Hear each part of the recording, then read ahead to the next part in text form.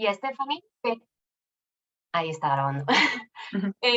Aquí tenemos a Elisa y Stephanie, que en este ratito que vamos a compartir con ellas nos van a acercar a los mapas de poder como una nueva metodología de investigación política para enfrentar las violencias contemporáneas. Stephanie Darling es licenciada en Trabajo Social y máster en Género y Políticas Públicas y militante política. Actualmente trabaja en el Ministerio de Hábitat y Desarrollo y en el Movimiento de los Trabajadores Excluidos. Elisa Corzo es licenciada y profesora en Comunicación Social y trabajadora de prensa en la Asociación de Trabajadores del Estado.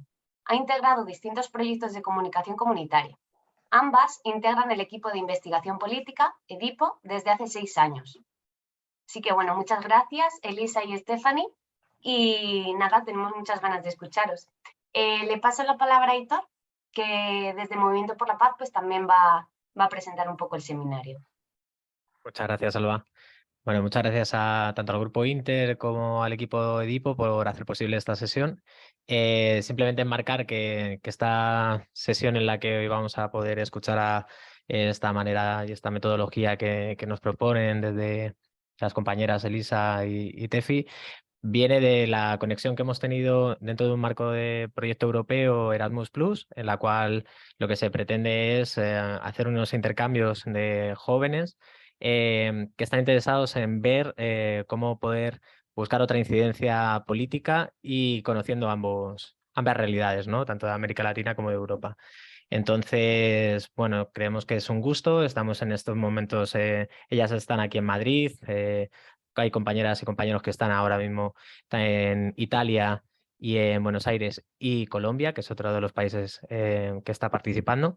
Entonces, bueno, ojalá sigamos con estas conexiones y además involucrándonos y participando junto a la universidad para, bueno, que los contextos académicos y los espacios comunitarios y de los movimientos sociales también puedan conectar.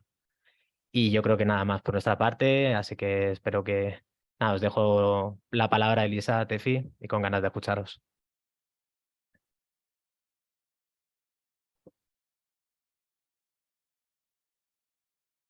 Bien. Bueno, hola, buenas tardes a todas, a todos quienes están participando.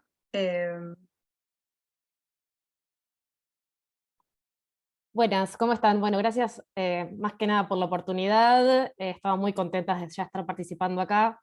Antes que nada, por ahí una pequeña aclaración, que esto más que nada es una invitación a que puedan participar de lo que nosotras proponemos como investigación política. Es más que nada una idea, es una red de construcción entre varias personas, así que bueno, la idea es proponerles conocer esta herramienta y bueno, que puedan ir preguntando y que se genere ahí el intercambio. Bueno, también agradecer a Grupo Inter y a MPDL por este espacio y bueno, también por el proceso que venimos realizando en conjunto. Y también una aclaración así antes de empezar, de que queríamos pedirles a quienes están participando, también si a lo largo del seminario les interesa dejarnos su contacto, su correo electrónico, su nombre y también a qué espacio pertenecen, si es a la universidad, si están estudiando, si pertenecen a alguna organización, porque también les vamos a estar enviando un material que tiene algunas lecturas, algunos recursos, y bueno, que nos interesaba también compartirles, dado que, bueno, este espacio es acotado, pero bueno, también como para continuar un poco el intercambio. Bueno, entonces, sin más, bueno, comenzamos por la pregunta más básica, ¿qué es EDIPO? Bueno, somos un equipo de investigación política, es decir, hacemos un tipo de investigación que busca ponerse al servicio de las organizaciones populares y también, digamos, de sus luchas, ¿no? Nos definimos como un organismo de derechos humanos de nuevo tipo, y esto tiene que ver, y recupero, bueno, algo que, bueno, no es esta metodología no es una metodología que solo proponemos nosotras, la proponemos no solo con este equipo de investigación, sino también que recoge un montón de experiencias previas que se dieron bueno, sobre todo en Argentina, que es desde donde somos, y también de colectivos más contemporáneos que existieron, como uno que se llama Colectivo Situaciones, que estuvo activo entre el 2000 y el 2007, pero bueno, nos llamamos de derechos humanos de nuevo tipo, de derechos humanos porque reivindicamos la construcción de memoria, de verdad, de justicia que hicieron los organismos de derechos humanos. Vamos a nombrar a las madres y a las abuelas de Plaza de Mayo, que son para nosotros y bueno, creo que son un símbolo internacional también de esa lucha. Ellas también desarrollaron un tipo de investigación y aportaron a las causas judiciales y aportaron para que se pueda investigar el genocidio ocurrido en Argentina entre 1976 y el 83, para saber qué pasó con los desaparecidas y los desaparecidos, con los niños apropiados. Bueno, entonces un poco somos hijes también como de esa historia. Y nos llamamos de nuevo tipo porque, bueno, obviamente estamos en un escenario completamente distinto al que existía hace 30, 40, 50 años. Dentro de poco, el 24 de marzo, se cumplen 47 años del inicio de la última dictadura militar. Ya no estamos en un contexto, en un escenario de terrorismo de Estado, pero sin embargo es importante preguntarnos por las violencias contemporáneas, entender de dónde vienen, cómo se articulan los poderes.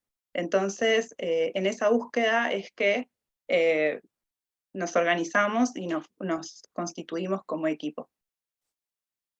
Bueno, ahí un poco para comentar cuál es nuestro objetivo en esta cuestión de hacer investigación política. La pregunta guía que nosotros por ahí tenemos es qué hacer frente a las violencias contemporáneas, ¿no? Cómo leer esas violencias, cómo entender el poder en esas violencias, que muchas veces el poder no se presenta como algo claro, sino que generalmente se presenta como algo sumamente opaco, y se presenta como muchos poderes contradictorios. Entonces, esta idea de hacer mapas de poder tiene que ver con trazar una cartografía que pueda delimitar responsabilidades, caras, autoridades, ponerle cara al poder, ¿no? Muchas veces cuando hablamos de, ya sea poderes, instituciones, como que se desdibuja de alguna manera la cara, ¿no? O el nombre y el apellido. Entonces, un poco la idea esta de cartografiar o de poder hacer visible eso que está opaco es lo que un poco nos guía como estrategia de investigación. Y en esto de ponerle cara a esos poderes o a los poderes en realidad que por ahí están entrelazados en los conflictos o en las problemáticas sociales, es que nosotros buscamos que esa delimitación y que esa lectura pueda servir como estrategia al campo popular, ¿no? A las organizaciones sociales, a las organizaciones políticas, como que sea una estrategia y una herramienta también para la ciudadanía. Eso un poco. Luego por ahí comentarles cómo nos organizamos nosotros como equipo de investigación. Creemos de que debe existir como de alguna manera una especialización en tareas, ¿no? Y en eso, en cómo encontramos la información y de dónde viene la información, y es por ello que nos dividimos de cierta manera en grupos, ¿no? Por un lado, dentro de las tareas que tenemos son las entrevistas a informantes claves, que son aquellas personas que conocen mucho un tema, que por ahí no precisamente tienen que ser del palo de la academia o haber estudiado, no sé, 10 años determinada cosa, sino que por ahí, siendo una persona, si queremos hacer una investigación de tornillos, bueno, nos va a servir mucho más hablar con el ferretero de la esquina que sabe de tornillos que con otra persona, ¿no? Como, bueno, por ahí reconocer esos saberes situados nos permite a nosotros cazar algunas cosas importantes que después nos van a ser útiles para la información, para la investigación. Por otro lado, hablando también un poco de la investigación situada y de que es sumamente importante reconocer los saberes de los lugares, reconocemos el territorio como un lugar donde es necesario como meterse, donde hay que estar, de donde salen también estos mismos informantes claves o informantes populares que también hacen y aportan a lo que nosotros queremos hacer. Y también porque muchas veces lo que pasa cuando uno por ahí no mete las patas en el barro, diríamos en Argentina, es que una investigación puede quedar muy viciada, ¿no? Por ahí muy viciada, o por, ya sea por los discursos de odio, por las fake news, por lo que dijo el otro. Entonces, por ahí afilar esa sensibilidad, esa profundidad, y poder estar en ciertos lugares, creo que es un gran aporte para la investigación.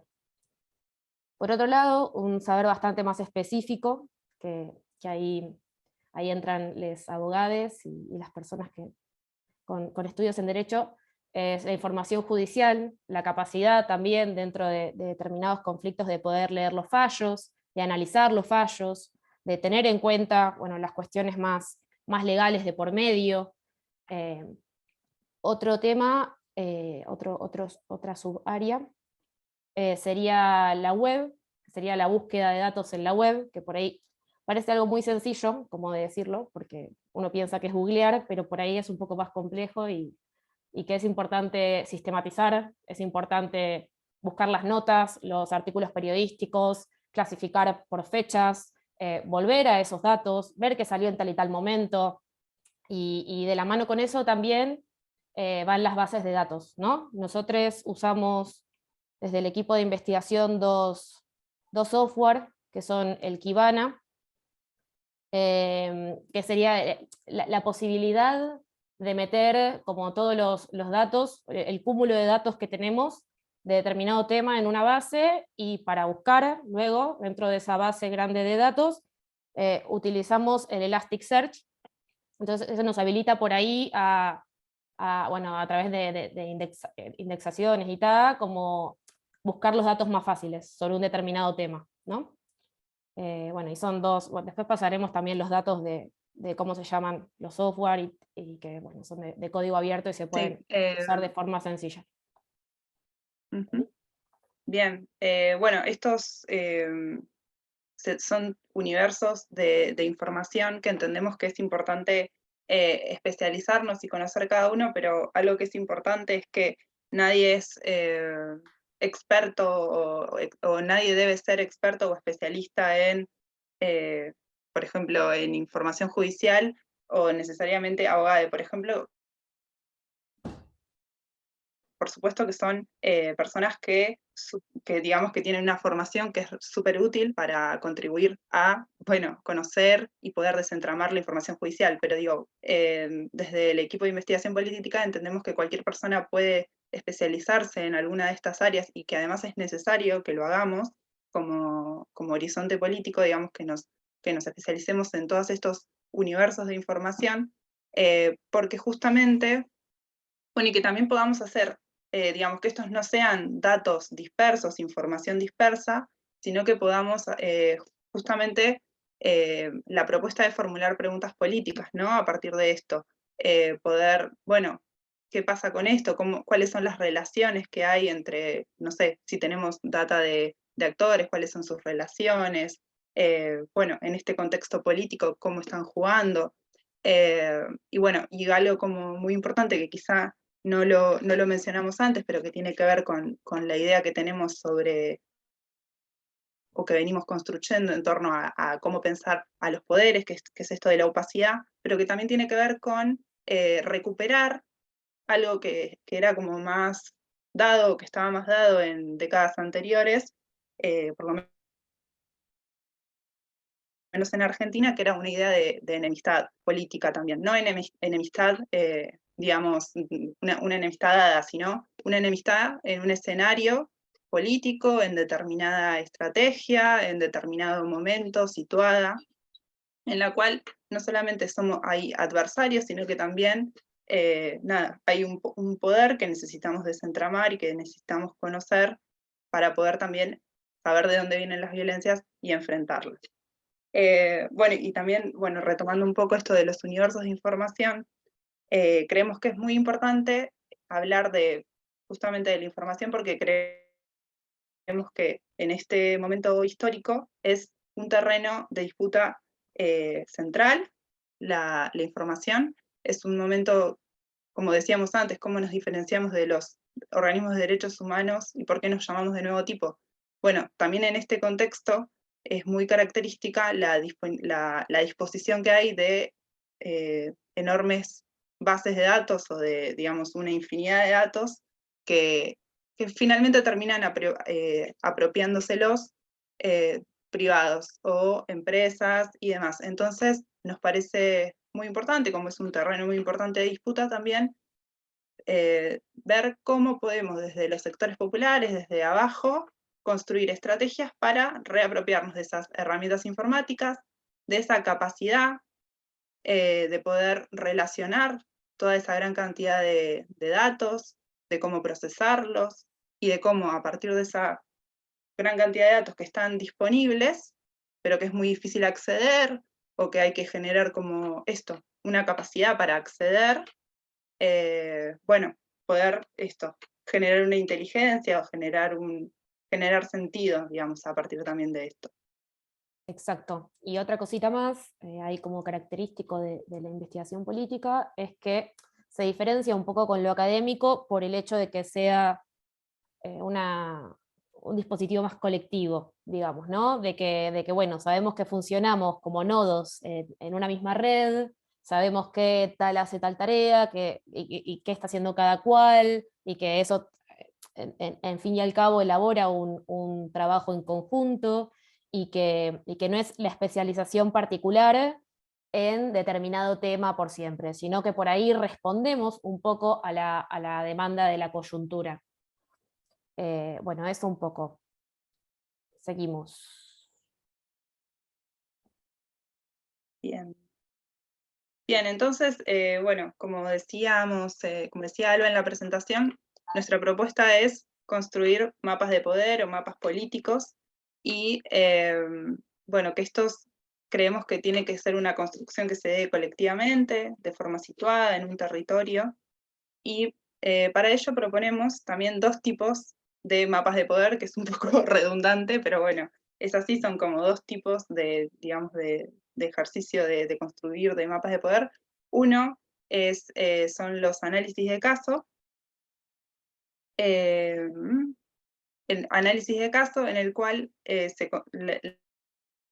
la idea, digamos, es conocer a los poderes que operan en relación a un conflicto determinado. Este tipo de mapa o este tipo de herramienta, de metodología, suele ser más corta, suele trabajar en respuesta a una demanda coyuntural, a una demanda de un conflicto que se presenta, muchas veces está atravesado también por la urgencia, y bueno, son algunas características, y ahora como para explicarlo un poquito mejor, vamos a mostrarles un ejemplo, que es este que está ahí abriendo Tefi, que se llama El conflicto por la tierra en Guernica, los dueños de las tierras. Bien, esta fue un informe, una investigación que realizamos en el 2020, bueno, como sabrán, en plena pandemia. Bien, y esperen que tengo por aquí mi machete. Bueno, esta investigación se desarrolló en el contexto de una toma de tierras que se llevó a cabo en Guernica, que es una localidad de Presidente Perón en el sur de la provincia de Buenos Aires, en una zona donde están, digamos, en auge los desarrollos inmobiliarios de countries y, bueno, estos barrios cerrados de lujo para personas, digamos, con mucha capacidad adquisitiva, pero también se da en paralelo, digamos, a un agravamiento de la crisis social, de la crisis económica, en la cual cada vez más familias quedaban afuera y excluidas del derecho a la vivienda digna y a un pedazo de tierra para vivir. Entonces, bueno, entendiendo, digamos, que era una lucha justa por la vivienda y por el derecho a la tierra, es que y en articulación con organizaciones sociales que estaban trabajando, que estaban colaborando dentro de la toma, surgió hacer este informe como un aporte también, ¿no? Un aporte a esa estrategia de las organizaciones que estaban luchando ahí en ese lugar, en ese momento, en ese territorio.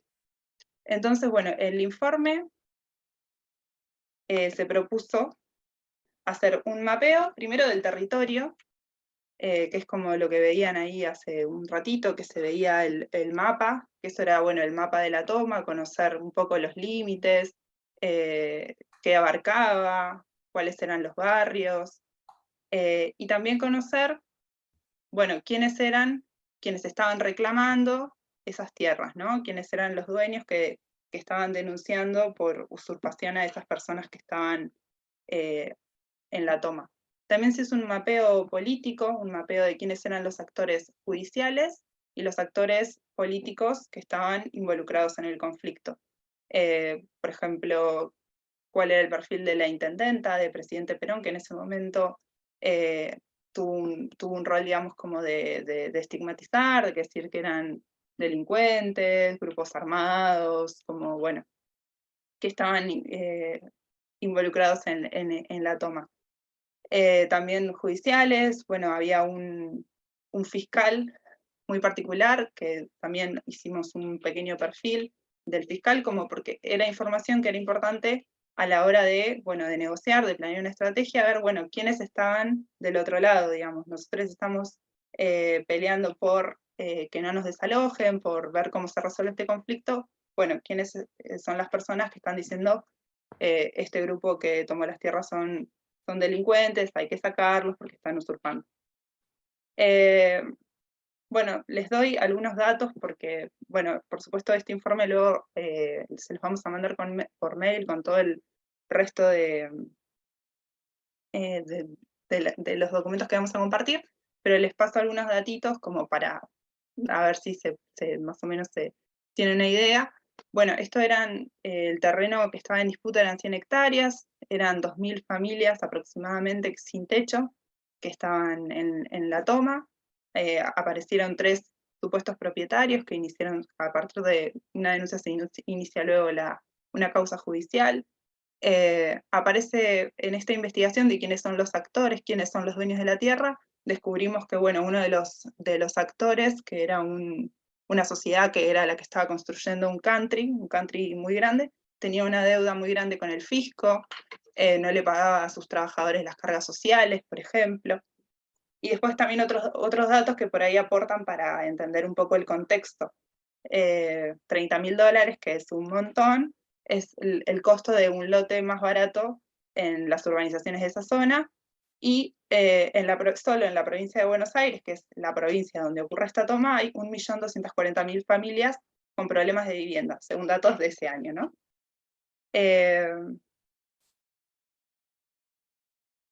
Bien, y bueno, quizá también para un poco aportar y sumar un poco a lo que veníamos contando de las distintas fuentes, para hacer este informe acudimos a distintas fuentes, a mapas del catastro municipal, a la causa judicial, a informantes claves, como son las organizaciones que estaban ahí en el territorio, a los abogados y abogadas de los vecinos que estaban en la toma.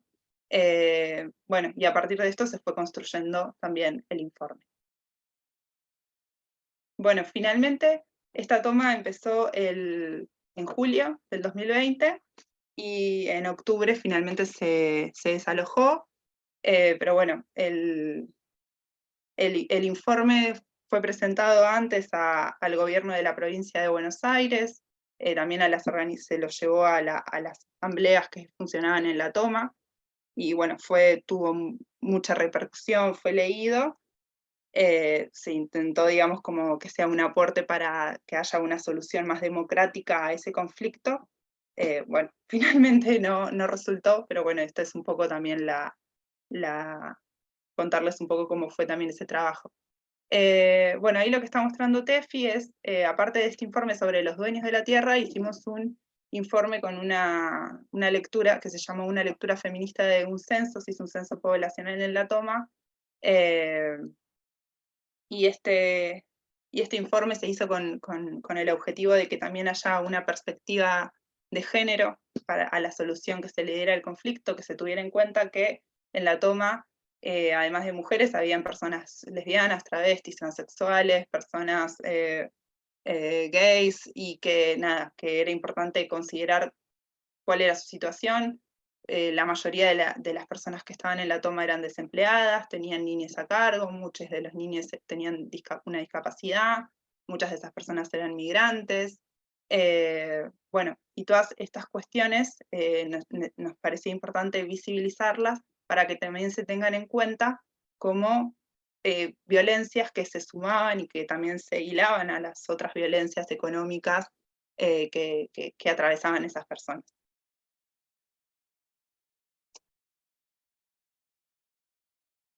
Bien. Tefi, no sé si querés agregar algo, si no vamos a mostrar. Sí, agrego una cosita, esperen que me cuesta estar con las dos cositas.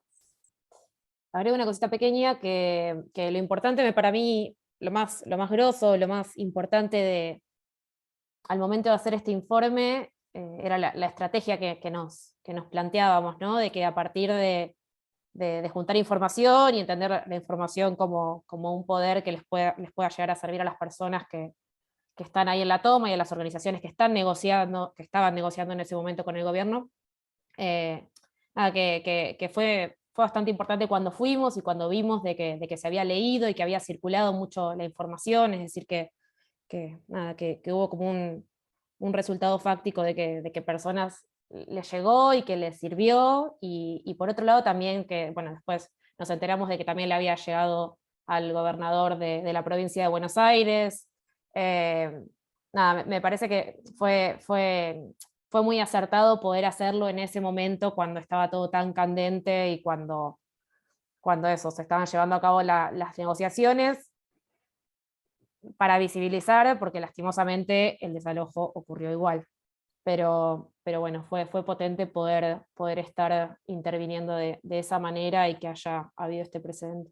Sí, y quizás es, bueno, medio una obviedad, pero digo, como en relación a lo que dice Tefi, hay algo bueno, que ya lo venimos diciendo de otras formas, pero que es la búsqueda de incidencia política, también para retomar un poco el título de propuesta del taller, que es esa búsqueda, ¿no? De poder hacer un aporte concreto en un momento determinado a quizá mover un poco la aguja de cómo se desarrollan los acontecimientos o los conflictos. Bueno, y por otro lado, tenemos como ejemplo el mapa de la policía. O sea, un segundito que voy a mostrar. Sí, que a diferencia del... Hablo un poco... Perdón, ahí está, disculpe. Ahí está. Bueno, nada, que como cartografía principal usamos el mapa de poder, que es la posibilidad de eso, de trazar y poder ponerle cara, nombre y apellido a determinados poderes o representaciones de esos poderes. El mapa de la policía es un proyecto que nosotros tenemos y que venimos trabajando hace 2, casi 3 años, que llevó, la verdad, que una investigación súper ardua y fue mucho tiempo de recopilar datos, y recopilamos información que debería ser pública, y es información de funcionarios públicos, ¿no? Que es la estructura de cómo está armada la policía de la ciudad de Buenos Aires. Apuntábamos a que sea y seguimos apuntando a que sea una herramienta federal y que esté en la mayoría de los espacios posibles, pero empezamos por la ciudad de Buenos Aires sabiendo de que es sumamente complejo y que las fuerzas y las formas de la policía están como sumamente divididas. Muestro por ahí como ejemplo alguna parte del mapa. El mapa está subdividido, voy a ir mostrando como las partes y las secciones que tiene la web. Nosotros presentamos la web, hicimos la presentación del mapa en julio del año pasado. Por ahí explico un poco más qué es el mapa de la policía en sí. Es una herramienta, es un recurso, es una red de muchas organizaciones que se ampara y que da respuesta a la violencia policial. Nosotros decimos que es una red de cuidados contra la violencia policial, porque es una red que permite tener recursos contra la policía, es una red que permite denunciar, es una red que permite visibilizar que a partir de determinada denuncia active las redes sociales, active las respuestas de las organizaciones, y que exista una respuesta desde la propia ciudadanía ante nada, la incapacidad del Estado a llevar adelante las fuerzas de seguridad, básicamente. Así que bueno, por ahí mostrarles el mapa, que está dividido por comunas, que es cómo se encuentra dividida la ciudad autónoma de Buenos Aires, y también cómo ellos se dividen a nivel jurisdiccional.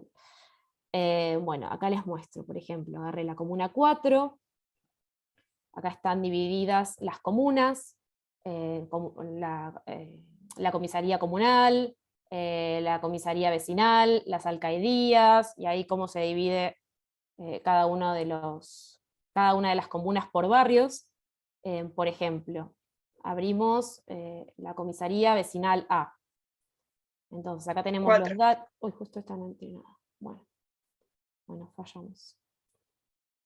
Bueno, justo acá no sé la dirección, la comuna del teléfono. Pero, por ejemplo, podemos saber quién es la autoridad que está a cargo de esa comisaría, quién es esa persona, qué cargo tiene. Lo espurio por ahí que tiene la policía, que es sumamente opaco, es que están todo el tiempo como girando en autoridades, ¿no? Rotando los cargos de responsabilidad. Eso hace que nunca puedas saber quién está a cargo de un operativo, por ejemplo. Entonces, si a mí, por ejemplo, me allanan la casa, entran a la fuerza en mi casa e hicieron un operativo sumamente violento, y yo quiero saber, no sé, según mi barrio, de qué comisaría viene ese operativo, a partir del mapa lo puedo saber. Puedo saber si esa persona con nombre y apellido, no sé, tiene causas, tiene denuncias, sé su nombre, puedo consultar por él, etcétera, ¿no? Siempre siempre pensando en hacerlo como desde un lugar cuidado y desde un lugar de amparo, ¿no? Porque sigue siendo la policía.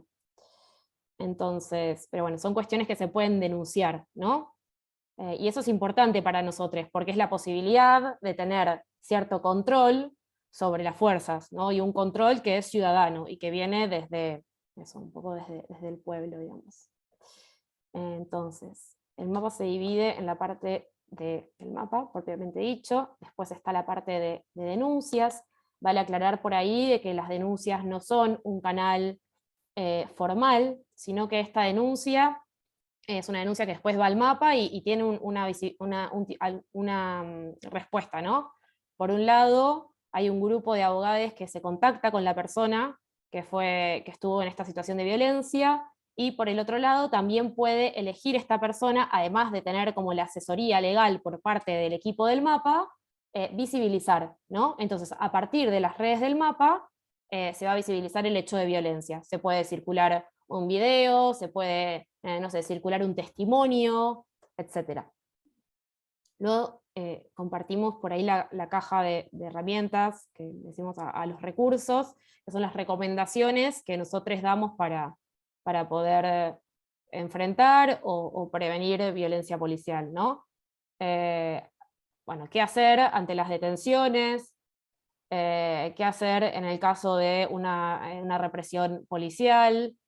Por ejemplo, si yo estoy viendo un hecho de violencia, bueno, ¿qué puedo hacer? Bueno, nosotros recomendamos fervientemente filmar, teniendo cuidado, y como con algunos tips, por lo menos en nuestro país eso es legal. Entonces es importante como saberlo, y la verdad que es una herramienta para nosotros, porque hoy cualquier persona tiene teléfono móvil. Y nada, bueno, esos son algunos de los recursos que damos. Después sabemos que hay personas, en realidad poblaciones particulares que están sumamente denostadas por las policías, las trabajadoras sexuales, los migrantes, las personas que trabajan en la calle, en los espacios públicos. Entonces por ahí tenemos en ciertas partes como recursos. Sí, no, la parte de la ley, que bueno, no sé, qué dice la ley sobre migrantes, se le puede citar la ley a la policía, digo, esos también son recursos, y es importante por ahí tenerlo a la mano a la hora de que, en el caso de que suceda algo, ¿no? Luego tenemos las investigaciones, que son investigaciones nuestras, genuinas, que las elaboramos también en conjunto con la revista Crisis. Bueno, que son investigaciones que nos llevaron un tiempo, que hablan específicamente sobre la policía de la ciudad. Y luego, bueno, comentamos ahí un poco quiénes somos nosotros. Y bueno, nada, también están las redes sociales, etcétera, que pueden luego seguir.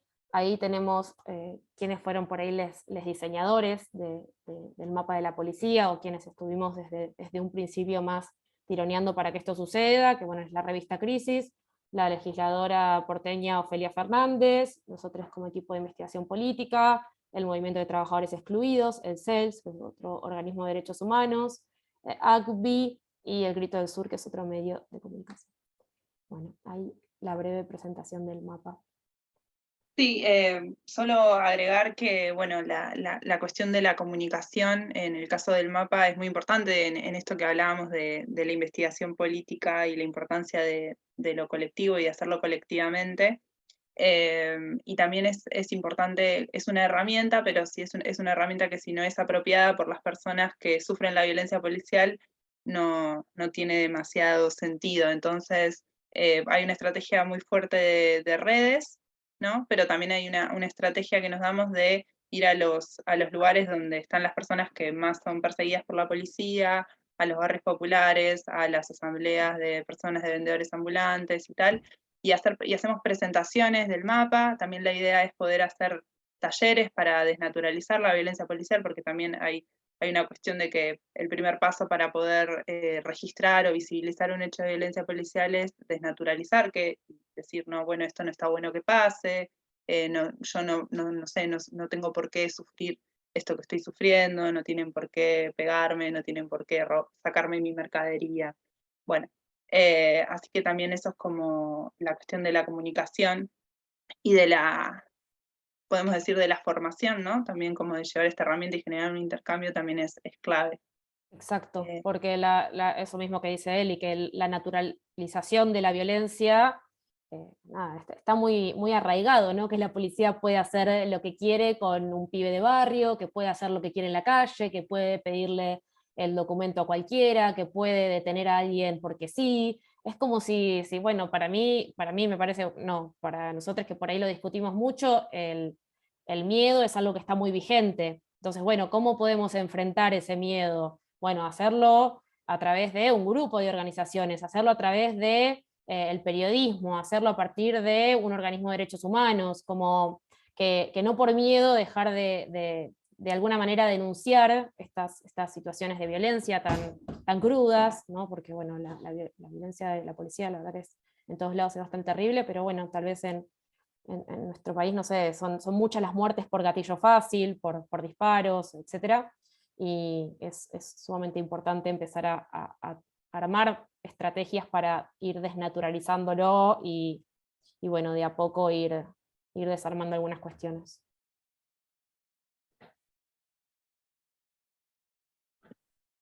Bueno, seguimos. Cambio rotundo.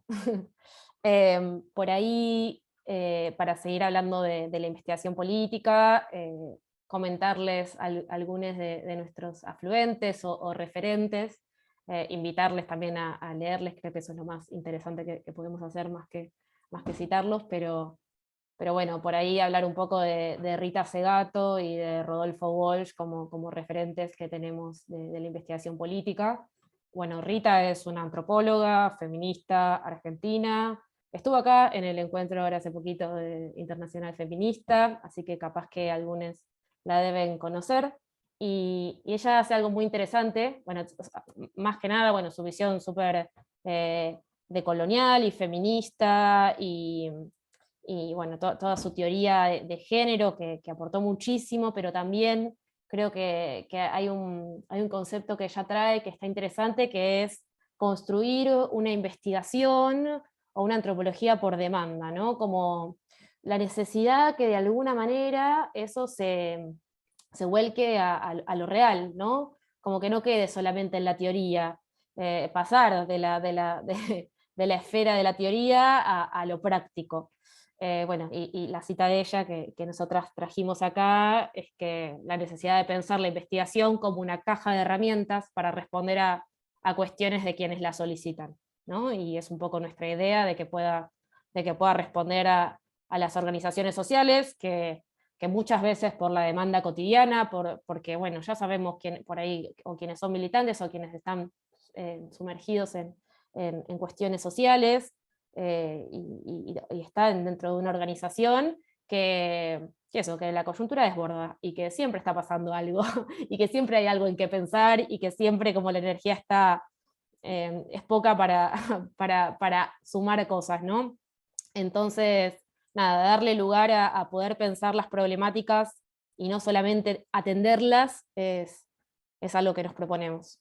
Sí, otras dos cuestiones que rescatamos de Rita Segato es su aporte para pensar las violencias contemporáneas, y también un poco para un aporte también para pensar la investigación política y para bueno, decir, no quedarnos con la primera idea o con lo obvio, sino ir más allá. Ella escribió, uno de sus primeros escritos es la escritura en el cuerpo de las mujeres de Ciudad Juárez, quizás lo conocen, y que tiene que ver con eso, ¿no? Con entender que hay una opacidad de unos poderes que son muy opacos y que ejercen un tipo de violencia que no siempre es muy claro de dónde vienen o qué nos están diciendo.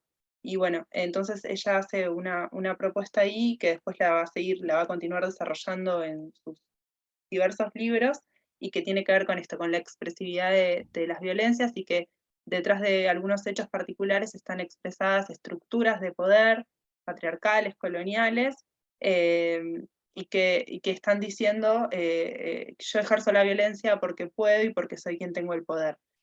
Bueno, así muy rápidamente, pero bueno, también esto, repito lo que dice Tefi, les invitamos también a leerla, y también vamos a dejarles un video, una conversación de YouTube entre un filósofo argentino y un compañero nuestro de Edipo, en el que charlan justamente sobre los aportes de Rita Segato y de Rodolfo Walsh a la investigación política, que nada, que es súper interesante, y también como si les interesa para profundizar en esto. Sí, También, perdón, no, ibas a decir. Bueno, no, una cosita pequeña de Rita, que nos invita a pensar más allá de lo evidente, ¿no? Y a poder, eso mismo que decíamos hace un rato, bueno, profundizar en la sensibilidad, entender, que, bueno, en el caso de, por ahí, el escrito que comentaba Eli, ¿no? Bueno, ¿es un femicidio y ya? ¿O es un femicidio que es un mensaje para otra persona? ¿O es un mensaje para un colectivo? ¿O para una comunidad? ¿O es una alerta? ¿O es, no sé, la posibilidad de amenazar a un conjunto? Entonces, bueno, como que a partir de la lectura de un hecho puntual se abren un montón de cuestiones para pensar. Sí. Eso. Sí, también hay una cuestión de rescatar lo comunitario como una forma de enfrentar las violencias, que también nos interesa mucho del desarrollo que hace Rita Segato. Bueno, otra de nuestras inspiraciones es Rodolfo Walsh, que es un escritor, periodista, militante político argentino, que, bueno, él empezó como escritor de cuentos policiales, y después hubo un acontecimiento muy importante para él y también para la historia política del país, que cambió mucho su mirada y cambió mucho su práctica. Pasó de ser eso, un escritor de cuento policial, a comprometerse de lleno con la realidad y empezar a investigar y a investigar políticamente. La primera investigación que hace es sobre unos fusilamientos en el marco de un gobierno militar. Se llaman, bueno, son los fusilamientos en un basural a un grupo de trabajadores. A partir de eso él escribe un libro que se llama Operación Masacre, que además funda un nuevo género, que es el de literatura de no ficción, e incluso antes de A Sangre Fría de Truman Capote. Así que también es muy interesante también en ese sentido, porque inaugura también una forma de escritura que es muy particular y que tiene que ver también con esto que hablábamos, que es muy importante, que es la parte de comunicar, ¿no? Y también de hacer llegar esa información a la ciudadanía, al pueblo, para que sirva en el caso de Rodolfo Walsh, para nosotras también es muy importante la idea de poder construir una verdad histórica, es decir, por ejemplo, ese hecho quizá hubiera sido olvidado, hubiese quedado como que, bueno, no, fue un fusilamiento, un asesinato, porque era un grupo de personas que estaban incumpliendo con la ley, y a partir de la investigación de él se puede descubrir de que no estaban incumpliendo ninguna ley y que fueron fusilados por sus ideas políticas. Entonces, bueno, esto incluso contribuye a que este gobierno que estaba en el poder en ese momento en Argentina se le llamaba, o se autodenominaba, Revolución Libertadora, y a partir de la investigación de Walsh incluso le cambiamos el nombre a ese proceso histórico por la fusiladora, le decimos. Entonces, bueno, Walsh después participa en un montón, digo, a lo largo después de los años va a participar en un montón de proyectos e iniciativas, va a ser parte de Prensa Latina a los inicios de la Revolución Cubana, y ahí se convierte en un cuadro técnico sumamente importante, termina descubriendo o haciendo una investigación gracias a la cual se desarma una invasión a Cuba que estaba organizada por Estados Unidos. También funda una agencia clandestina de noticias durante la última dictadura militar. Imaginen, en un contexto de mucho de censura, de terrorismo de Estado, de mucha violencia, en la cual no era fácil contar lo que estaba pasando. Él funda una agencia que además tenía un poco como la astucia de llamarse Ancla, que como con la idea de confundir a los militares y que piensen que era algo que venía de los mismos organismos de inteligencia de militares. Bien.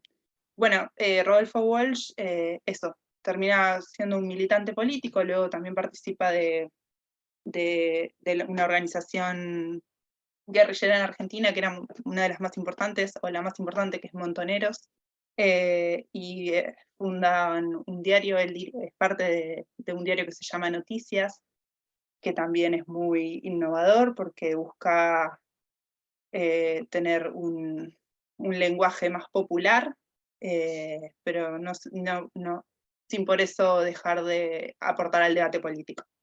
Bien, la imagen que pusimos ahí es bastante representativa porque habla de, bueno, cómo termina un poco la vida de Walsh, que es que finalmente es secuestrado y es desaparecido en la última dictadura militar, luego de publicar una carta abierta a las juntas militares en las que denuncia el plan económico y detrás del terrorismo de Estado que estaban llevando adelante.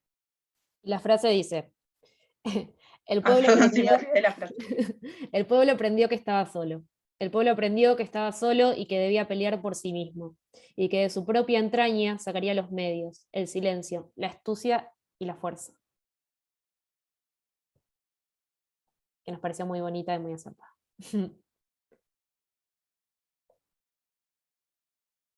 Seguimos. Bien, bueno, por acá ya más o menos estaríamos cerrando. También digo, en el correo que les vamos a enviar a quienes nos dejaron sus correos, vamos a compartirles algunos recursos, que son recursos para la investigación política, que tienen que ver con esto, con la búsqueda de bases de datos, de información, o quizá con ejemplos, porque quizá hay algunos que sean como muy para Argentina, digamos, o para nuestro territorio, que bueno, pero que pueden servir como dar ideas de buscar otras fuentes. Hay otros que no, que son, digamos, internacionales. Y también, bueno, nos interesa compartir como algunos documentos que hablan del autocuidado, y también digo, dependiendo las problemáticas en las cuales se intervenga desde la investigación política, haga falta como tener más o menos estrategias de autocuidado, de ciberseguridad, que también es un camino que estamos como equipo explorando y tratando como bueno, de aprender y de generar estrategias a la hora de trabajar con información sensible.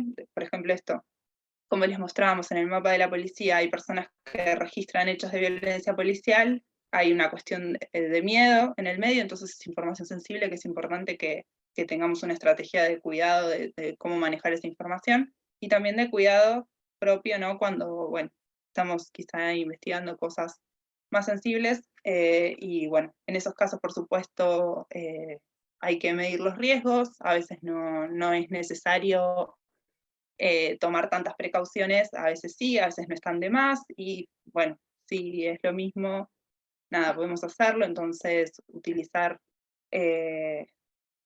herramientas del software libre, que es lo más, en general, es como más seguro, o por lo menos que hay posibilidad de conocer cómo está hecho. Sí.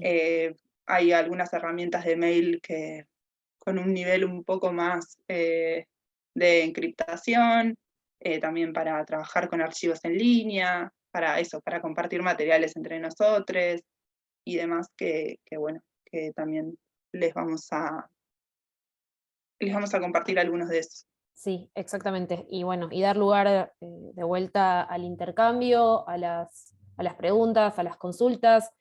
Sabíamos que generar por ahí un seminario de poquito tiempo también genera como muchas preguntas y consultas a posteriori, pero habilitar el canal de que nos puedan escribir, de que si están interesados en armar determinada investigación política, de juntarnos, de pensarlo, de que eso exista y que es un poco animarse y entrar en contacto y eso, y saber que las herramientas están, que los recursos están y que también es un poco eso de mandarse. Así que Sí. bueno, nada, queremos agradecerles por haber estado, por haber prestado atención. Nada, esperamos no haberles aburrido y que les haya gustado. Sí, bueno, yo así como plantear como dos preguntas, una muy amplia que es, bueno, si algo no se entendió, no se comprendió, si fuimos muy rápido, bueno, que nos cuenten. Cualquier duda, estamos acá. Y en segundo lugar, nos interesaba también conocer si conocían otras experiencias de investigación política en sus lugares, en sus países, y bueno, también eso como nos interesaba conocer un poco eso. Muchas gracias a las dos. Estoy segura, vamos, de que seguro que han surgido 1000 dudas o por lo menos cosas a aportar o preguntar. Así que nada, si alguien quiere ir empezando.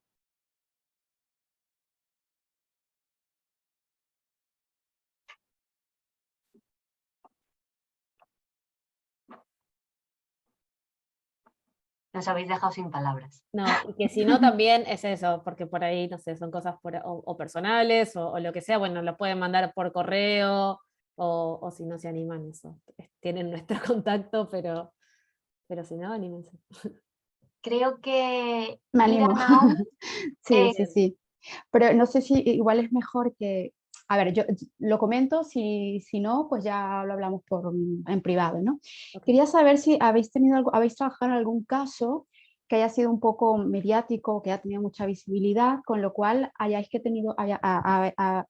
no sé si ha sido una estrategia hablar con las diputadas y los diputados, y en ese punto quería saber qué estrategia, qué lobbying o qué cabildeo habéis hecho para presentar el caso y para de cierta manera presionar para que tengan un posicionamiento a favor de la comunidad o la comunidad afectada, ¿vale? Si en el caso que sea una comunidad o que sea algo medioambiental o un derecho concreto que se esté violando. Si es el caso, si no, no pasa nada, y si lo tenéis y lo podemos hablar quizás en algo, no sé, por correo o en otro momento. Porque...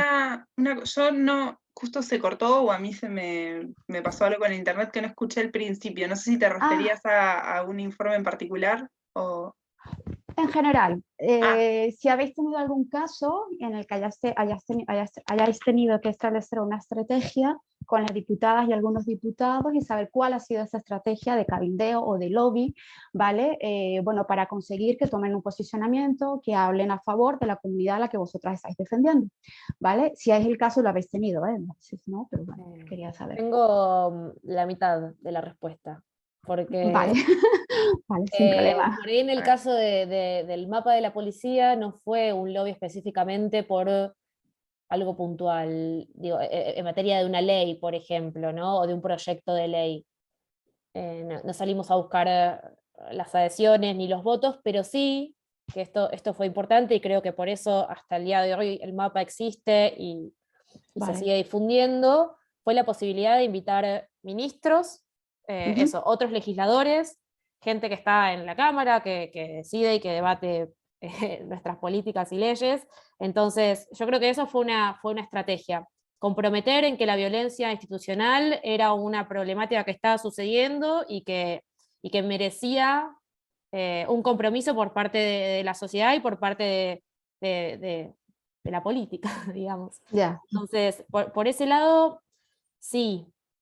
Bueno, en el caso de Guernica, no. O sea, en el caso del otro que mostramos, digo, hay otros proyectos, ¿no? Pero por ahí sí, nuestra estrategia fue más no salir a convencer a alguien, sino a través de los datos duros, decir, esto está ocurriendo, esto está pasando, y se tiene que hacer algo con esto, ¿no? Con esta posibilidad de construir verdad histórica. Como con la posibilidad de eso, de que en ese sentido la información sea el poder o la estrategia, ¿no? Vale, vale. Por eso, respondí la mitad. Gracias. No, sí, no, está bien, gracias. Es que sí, no es fácil, porque no siempre se llega a estos términos, entonces era para saber si vosotras, bueno, qué experiencias teníais. Gracias. Sí, también hubo otra experiencia que tuvo que ver con otro informe que acá no mostramos, en el que se investigó un poco cómo funcionaba el comercio de granos, que en Argentina es muy importante, el sector agroexportador, y que había no me sale, contrabando, una situación de contrabando de granos y unos mecanismos que utilizaban las empresas para poder hacer este contrabando, que tiene que ver con la triangulación, que tiene Se entrecorta un que ver poquito, con Eli. empresas ahí como fantasmas. ¿Cómo? Ya. Se entrecorta un chiquitín. Sí, se me está entrecortando la internet. Bien, a ver si apago quizás la cámara. Bueno, decía, en el caso de ese informe, en el cual se develaban los mecanismos por los cuales las empresas agroexportadoras terminaban jugando dólares al exterior, eso terminó, digamos, hubo un legislador, un senador que presentó un proyecto de ley y que ese informe fue utilizado también como fundamento de ese proyecto que tenía que ver con generar políticas para intentar frenar esta problemática que, bueno, es una problemática que tiene décadas, que arrastra también desde la dictadura y que, bueno, es muy compleja, pero bueno, también creo que también me quedé un poco por la mitad, no sé si fue un trabajo como de cabildeo, pero sí hay una cuestión de búsqueda de que estos informes puedan llegar a también incidir en los actores políticos. Y que un poco ahí también nuestra estrategia fue entrar al Estado, asomarnos en realidad, pero que desde adentro, digo, siendo el equipo de investigación política y otra organización, tuvimos la posibilidad de entender cómo era ese entramado por dentro y habilitar a que haya una respuesta por parte de, bueno, en ese organismo que dependía del gobierno, que es Asuntos Estratégicos. Entonces, sí, otros compañeros estuvieron ahí y elaboraron ese informe, y era muy gracioso como que un equipo como pequeño, digo, con pocas armas, de repente estaba haciendo algo que no había hecho ningún otro organismo del Estado, y está un poco gracioso, porque ahí te das cuenta que hay muchas cosas que se mueven más por voluntad política, militancia y amor al arte que otras cosas. Eso es, sí, total. Vale, muy bien, muchas gracias. A vos. Ahí tenían la palabra también Paula y luego Ana. Hola, primero como gracias por el ratito y porque ayuda a conocer, creo que el gran aporte también que nace desde Latinoamérica es la forma de cómo hacemos comunidad, sobre todo en la investigación. Preguntarles, que no me quedó claro, quizás no escuché y tal, ¿cómo hacen este como reconocimiento de saberes situados con las comunidades, ¿no? ¿Qué experiencias tienen, qué metodologías utilizan y cómo también es como la acogida de las comunidades al momento de trabajar con ellas? Sobre todo cuando sabemos que a veces cuando hay conflictos, ¿no? Pues también esa generación de confianza, bueno, y en casi todos los trabajos, ¿no? De investigación como horizontal, que esperemos que siempre sea así, requiere también ese punto de llegada a las comunidades, ¿no? Saber cuál ha sido la experiencia de ustedes y eso, no sé si quedó muy claro o no, o reformulo. Sí, perfecto. Bueno, yo voy a hablar, avísenme si se corta y en todo caso sigue Tefi.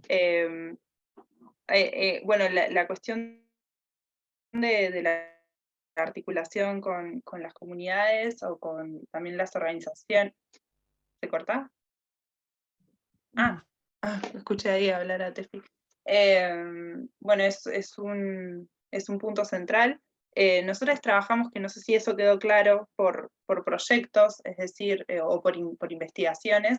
No siempre son investigaciones de largo aliento, o proyectos de largo aliento, como es el caso del mapa de la policía, sino que también a veces hay algunos que son más cortos, como el de Guernica, que se hizo prácticamente en una semana.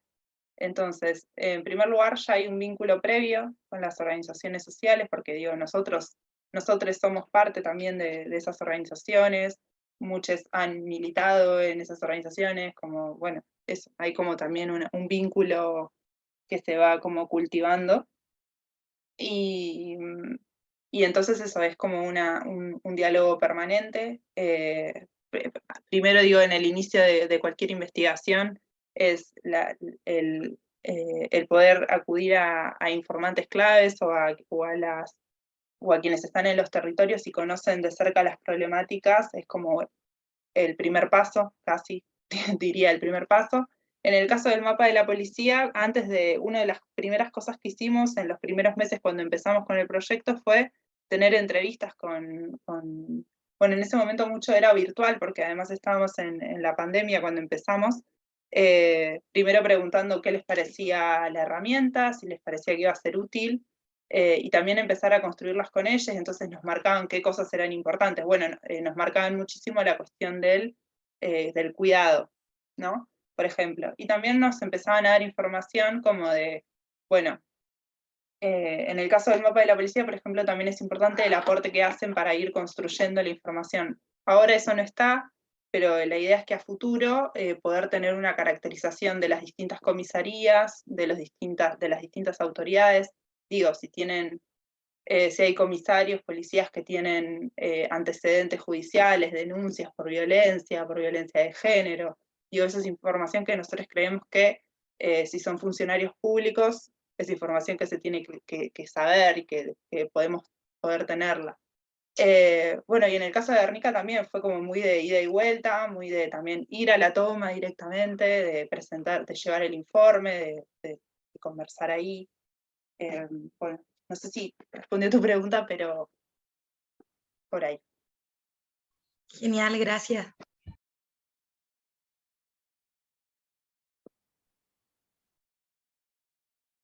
Bueno, creo que sigo yo, ¿no? Sí. En primer lugar, también agradecerles por el compartir, por el informe de Guernica, que en aquel momento fue tan importante, y lo sigue siendo, ¿no? Pero en ese momento preciso necesitábamos los datos duros y ahí estaban. Así que muchas gracias. Quería preguntarle, estoy engripada, por eso esta voz que parece de ultratumba, pero voy a poder hablar. Quería preguntarles por el equipo en sí, cómo está conformado, si tienen algún tipo de, no sé, subsidio, sustento económico, si es investigación militante estrictamente, quiénes son, un poco más sobre ustedes, me gustaría, si es posible. Sí, claro. Sí. Bueno, un poquito nos presentaron a nosotras dos en particular, pero creo que todos tenemos como una trayectoria más social, militante, como todos de alguna manera venimos de haber estado en alguna organización social, política, comunitaria, y de haber trabajado en distintos territorios, pues por eso creo que tenemos como una óptica un poco similar y algunas discusiones ya saldadas, ¿no?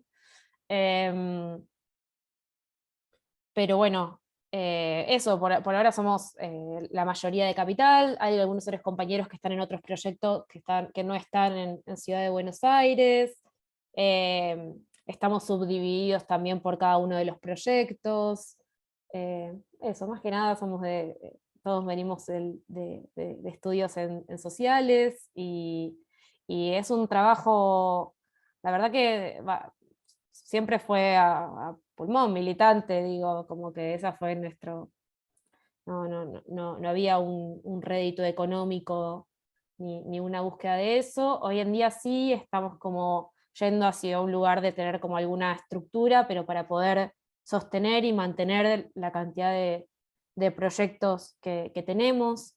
Entonces, bueno, en el caso, por ejemplo, de cuando hicimos el estudio de granos de la hidrovía, bueno, ahí teníamos determinados compañeros que podían armar el proyecto a raíz de tener una renta, investigar, trabajar ahí, etc.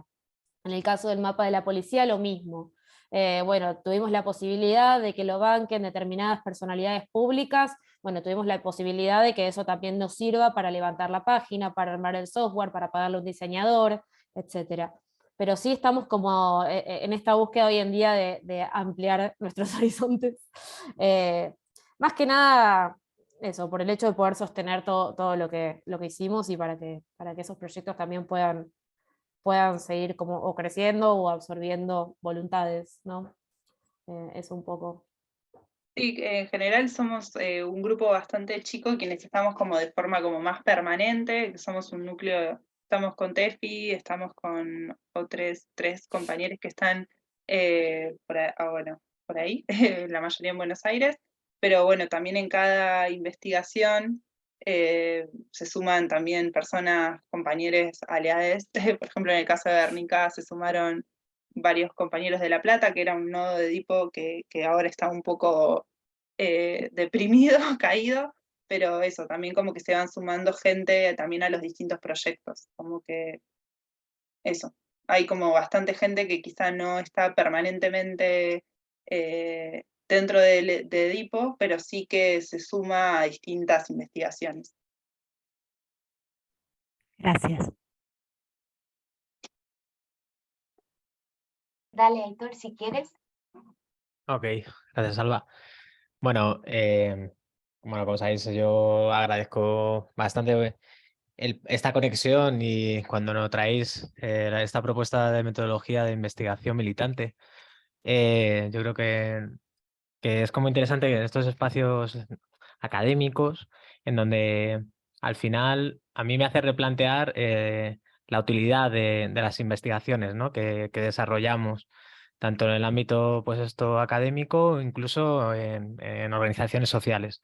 El para qué hacemos las cosas, cuánto tardamos, son útiles, a quién les sirve, ¿no? Y en algunos casos sí hemos intercambiado el el uso de lo que se necesita para modificar y transformar realidades que puedan ser injustas o que se encuentren en situación de desigualdad. Y eso me lleva pues, a entender qué tipo de violencias existen a nivel social, estructural, cultural, ¿no? Y cómo necesitamos, estoy articulando muchos términos, me parece demasiados en realidad, para pensar, ¿no? Cómo hacer posible esto, ¿no? Situaciones que estamos viviendo en nuestro día a día, en lo cotidiano, cómo poder plantear la información y porque nos sea útil a nosotras como personas y a las organizaciones para denunciar a casos que son injustos. Y eso me llevo, y lo puedo llegar a pensar, como puede ser lo de la vivienda, que ya también hemos intercambiado, ¿no? ¿Cómo está la situación de la vivienda en nuestras ciudades? O cómo se encuentra la realidad de la migración, en este caso en España, quién está tomando esas decisiones últimas para que personas estén aquí o no, qué acuerdos y qué negocio incluso puede haber dentro de esos movimientos entre personas.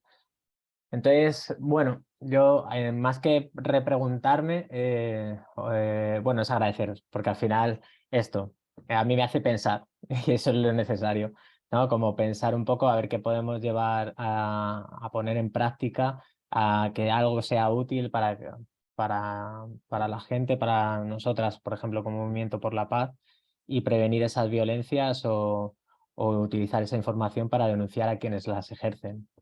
Así que poco por ahí, en realidad. Vale. Gracias, Muchas Aitor. Bueno, un poco nosotras también queremos agradecerles a ustedes por el espacio, la oportunidad, la verdad que es súper ameno y está buenísimo el intercambio que estamos haciendo y a Grupo Inter también que, nada, que desde el principio fueron súper amables y amorosas Tenemos otra pregunta. Vamos con Valeria.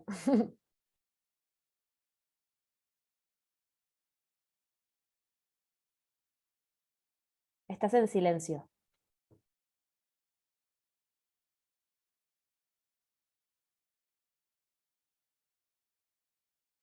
Si estás desde el móvil, vale. Ah, vale, ya. Vale, sí, es que me lío.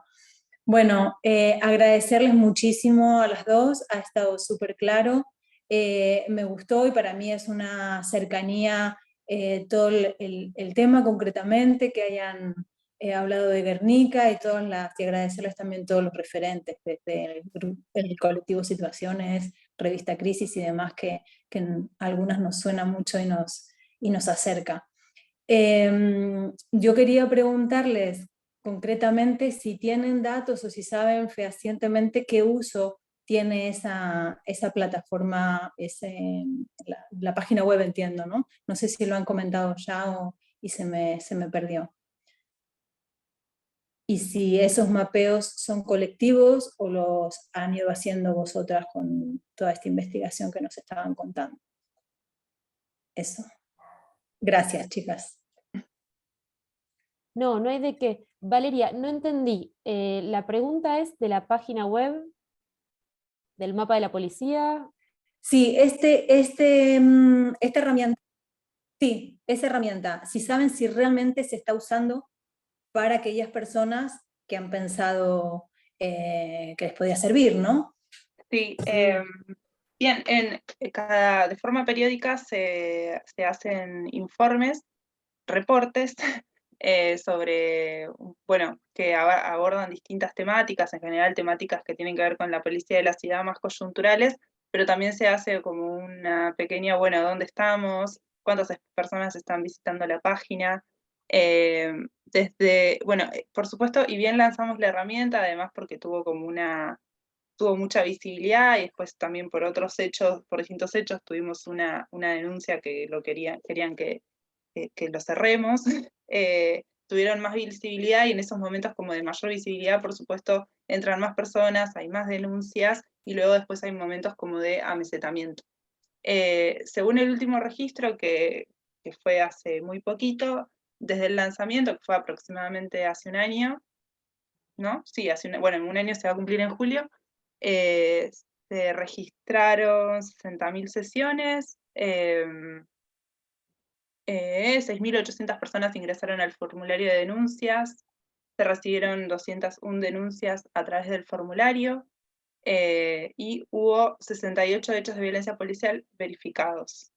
Y 61 finalmente decidimos visualizar, porque no todos los hechos finalmente se visibilizan. Pero bueno, más allá como de los datos quizá duros, sí, bueno, contarles que dentro de la web del mapa de la policía pueden encontrar los distintos reportes, y en esos reportes también está un poco esa información. Que bueno, de todas maneras entendemos que no es, las personas que ingresen a la web no significa que la herramienta sea súper apropiada, sino que es un trabajo constante para que llegue también a aquellas personas que no tienen acceso a la página web, o que no lo conocen, o que, bueno. Sí, otra cosa ahí para sumar, en el momento en que salimos fue una disputa, fue una disputa zarpada de sentido, digo, lo mencionó el jefe de gobierno de la ciudad, lo mencionó el jefe de seguridad, salieron a decir un montón de cuestiones en las noticias, que era un mapa del odio, que era como un nivel de fake news recibimos, pero que a su vez era como que nos levantaba en visibilidad y que hacía que se difunda la herramienta, claramente con mentiras o con cosas medio raras, pero, y también es eso, digo, la legisladora porteña, bueno, la legisladora más joven de América Latina, que tiene una super visibilidad, que es Ofe Fernández, apoyó como muy fuertemente el mapa de la policía, y también eso, como nos generó mucho revuelo a partir de que su figura esté implicada en la herramienta, y que nada, como hubo momentos de mucha repercusión, de salir en notas, de estar todo el tiempo pendiente, y otros momentos, bueno, un poco más de calma, ¿no? También depende eso de los conflictos que han habido, si hubo alguna represión muy grosera, bueno, ahí sí tuvimos la posibilidad de salir a dar algún tipo de respuesta, pero bueno, es algo que creo que tiene que seguir en movimiento, y que esto no es algo, como decíamos recién cuando hablábamos de la presentación de las cartografías, como no es algo que se termina, es como que tiene que estar todo el tiempo en constante actualización, movimiento, los datos, la gente, las redes, la comunicación, bueno, es un trabajito. Pero sí, anda y por suerte tiene repercusión. Vale, me imaginaba la conflictividad que tendría en su momento la herramienta. Gracias. Marga, no sé si tenías la mano levantada. Ah, pues dale. Intentaba. Perdonad que también estoy con gripe y entonces tengo la voz un poco así, cascada. En primer lugar, por supuesto, daros las gracias por compartir vuestro trabajo. Ha sido súper interesante. Y bueno, pues mucho interés por él. Quería también pediros un favor, y si podíais poner la dirección de vuestra página web en el chat, porque lo intento buscar y como Edipo sale, pongo Edipo Argentina, si pongo Edipo y vuestros nombres, entonces sí que sale el mapa de la policía, por ejemplo, pero no sale directamente vuestra web, sino Es que todavía no la inauguramos, Margarita. Ah, No es perdón. que vos no la encuentres. Perdón. Entonces, Justamente por eso. era algo que iba a decir, que si bien les vamos a mandar información por Ya la mail pasé. y los informes, bueno, ahí te la mando, pero es un poco... Está en construcción, pero está en bueno, pueden construcción. ver ahí algunos datos. En unos días ya van a poder ingresar y van a estar, que es una página web muy sencilla, pero ahí van a estar los informes que trabajamos hasta el momento. Muchísimas gracias. A vos.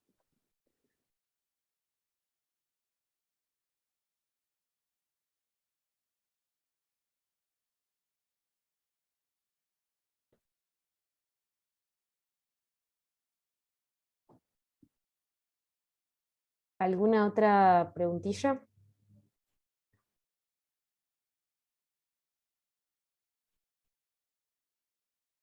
Creería que no. En el chat hubo un par de personas que igual que os agradecieron el seminario y que se tenían que desconectar. Buenísimo. Mira, justo también ahora. Bueno, adiós, Ira. Bueno, entonces creo que si ya estamos, podemos ir cerrando, ya estamos también sobre la hora.